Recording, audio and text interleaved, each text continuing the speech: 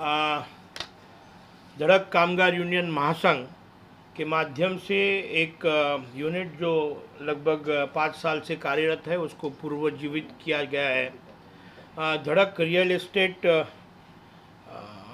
Association, ये real estate में काम करने वाले जो लोग हैं, जो एस्टेट एजेंट्स हैं, वो एस्टेट एजेंट्स को न्याय देने का काम हमारे माध्यम से हम करते आ रहे हैं। हम हमारे धड़क कामगार यूनियन महासंघ की महिला उपाध्यक्ष पूनम ओबेराय यहाँ पर बैठी है। उन्होंने लगभग वसई विरार और पालघर डिस्ट्रिक्ट में एक प्रभावशाली काम उन्होंने किया हुआ है। धड़क रियल एस्टेट एसोसिएशन में लगभग 800 से ज़्यादा एस्टेट एजेंट्स को एक साथ जोड़ने का काम किया है और बहुत जल्द उसका एक बहुत बड़ा हम सम्मेलन करने वाले हैं, जहाँ पर मीरा भाईंदर और वसई विरार शहर में जो एस्टेट एजेंट्स हैं, वो एस्टेट एजेंट्स को न्याय देने का काम, उनके 2% का कमीशन होगा, वो एग्रीमेंट रिन्यू होता है तो एग्रीमेंट रिन्यूएशन का जो इश्यूज़ है, बहुत से लोग एस्टेट एजेंट्स को कमीशंस देते नहीं हैं, उनके साथ में गलत बर्ताव होता है। बहुत से लोग जब हम घर लेते हैं भाड़े पे तो पोजीशन फिर वापस देते नहीं हैं। ऐसे सभी विषयों पर लड़ने के लिए हमने ये गठन बहुत पहले स्थापन किया था, बट बहुत उसके बाद में कोविड की वजह से वो स्लो डाउन हुआ था। अभी मुझे विश्वास है कि पूनम और हमारी टीम, गिरिराज शुक्ला जी, विकी और बाकी हमारे सभी लोग पूरे महाराष्ट्र में बहुत तेज़ी से काम करते हैं और अलग अलग क्षेत्र में हम सब काम करते आ रहे हैं। मुझे विश्वास है कि पूनम के माध्यम से वसई विरार और मीरा भाईंदर शहर में एक अच्छा काम उसके माध्यम से होगा, ऐसा विश्वास है। मैं पूनम ओबेराय को बताना चाहूँगा कि आप आपका मनोगत इनके सामने पेश कीजिए। जी, सबसे पहले तो आप लोग ये जानते हैं कि महाराष्ट्र राज्य में रियल एस्टेट का बिजनेस में अपना पैर जमाना कोई आसान काम नहीं है। रियल एस्टेट आज लॉकडाउन से पहले काफ़ी अच्छा बिजनेस और लोगों को काफ़ी इजी हो जा रहा था, लेकिन जब से ये ऑनलाइन वाली जो चीज़ें आ चुकी है, पोर्टल जो रियल एस्टेट वालों का आ चुका है, उसकी वजह से काफ़ी उनका बिजनेस भी कम हो चुका है।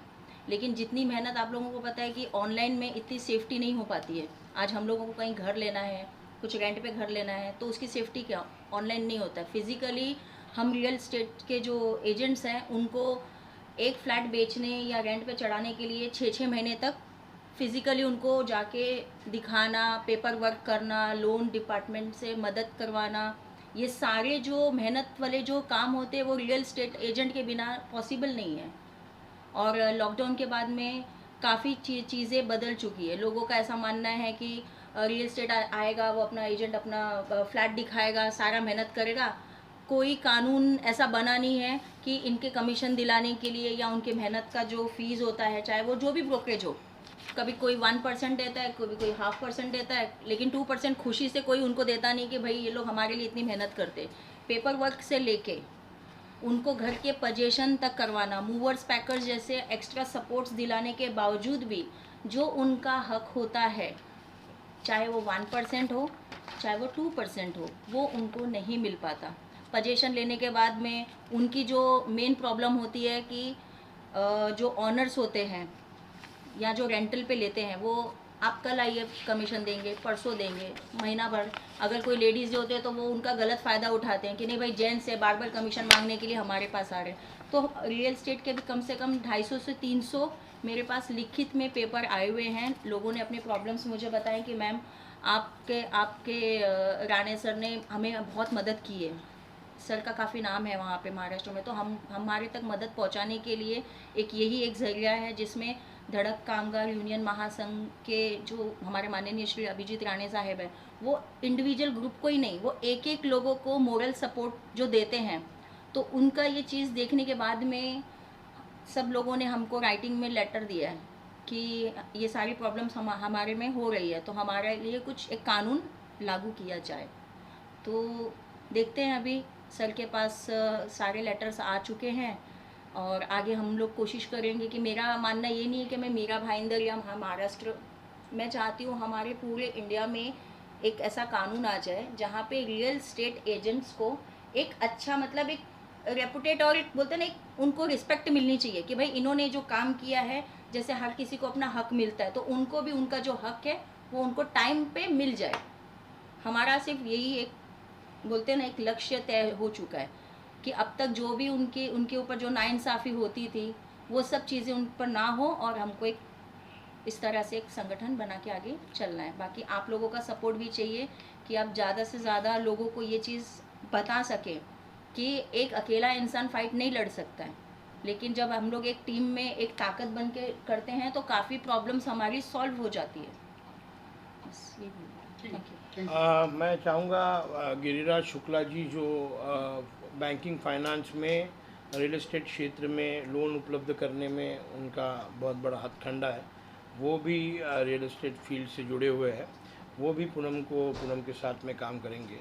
तो I would ask Giriraj Shukla also to speak two words on this occasion. मेरे हिसाब से जो टीम का जो एफर्ट है, जो पहल है, पूनम अरोड़ा जी ने जो पहल किया है, जो एक इनिशिएटिव है, काफ़ी सही पहल और सही इनिशिएटिव है।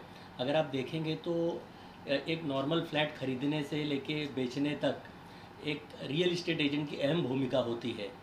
लेकिन आप हर जगह देखें लाइक स्टार्टिंग फ्लैट दिखाने से लेके एमओयू से लेके टोकन से लेके रजिस्ट्रेशन और लास्ट बैंक लोन तक डिसबर्समेंट तक एजेंट एक अहम भूमिका निभाता है।